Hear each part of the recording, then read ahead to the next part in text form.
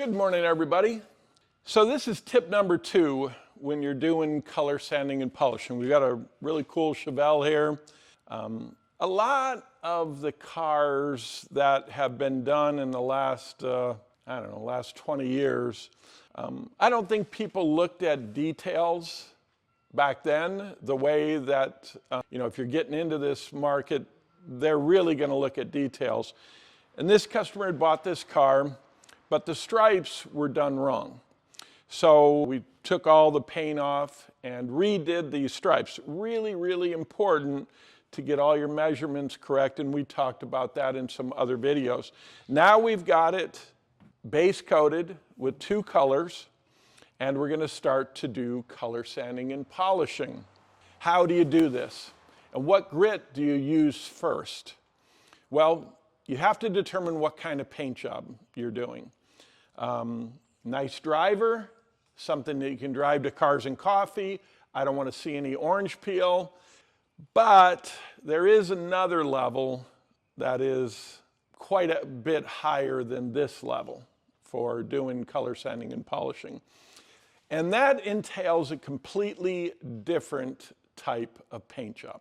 So on this kind of paint job, the kind of paint job we're working on, we're going to color sand with 2 different grits, 1500 to start and 2000 to finish. Now, of course, we could go a lot higher than that, but that takes time. And is it going to make a better polish finish? No, it's not.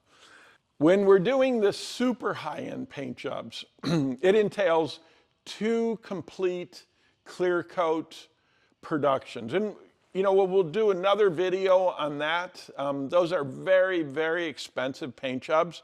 This is a nice paint job. It is expensive. I mean, it's not inexpensive. We're using really good materials. There is no solvent pop. I mean, there's minimal orange peel on this surface.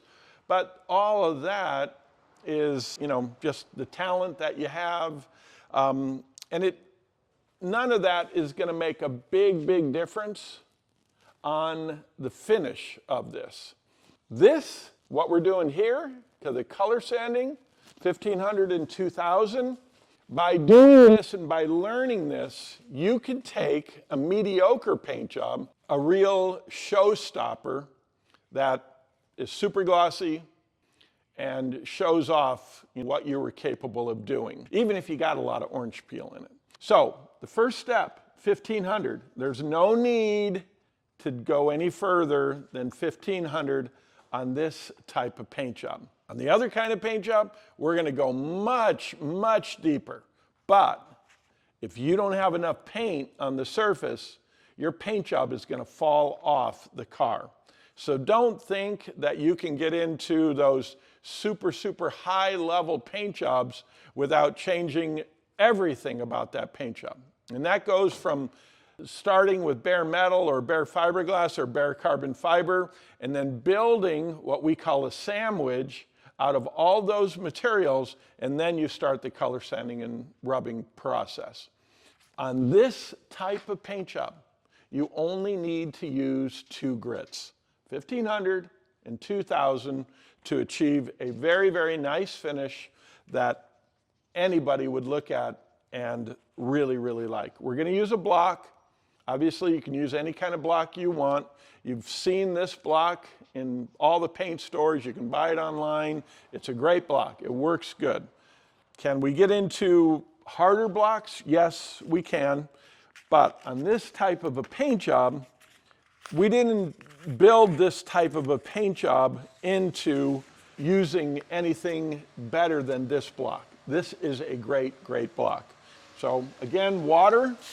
And I'm going to do right here the black and white section just so we can see it really well. The paper will start to get sticky, telling me that I've converted this paint surface to 1500 grit.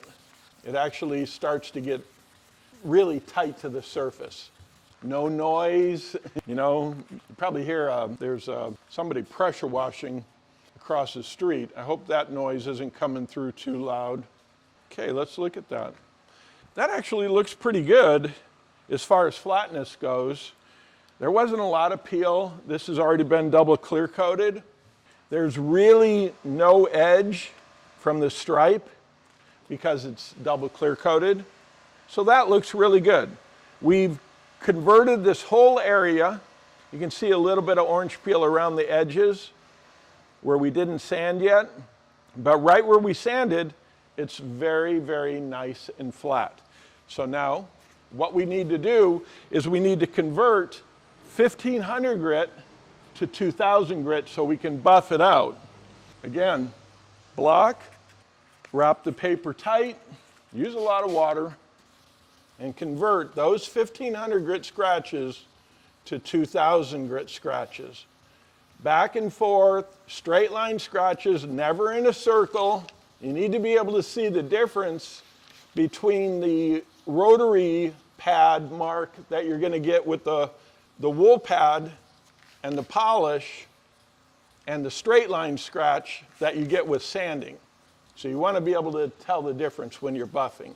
If you've got straight line scratches in the surface, you didn't buff enough. And you can see on that small little area, I went over that 3 or 4 times. Really important that you get the conversion to 2000 grit.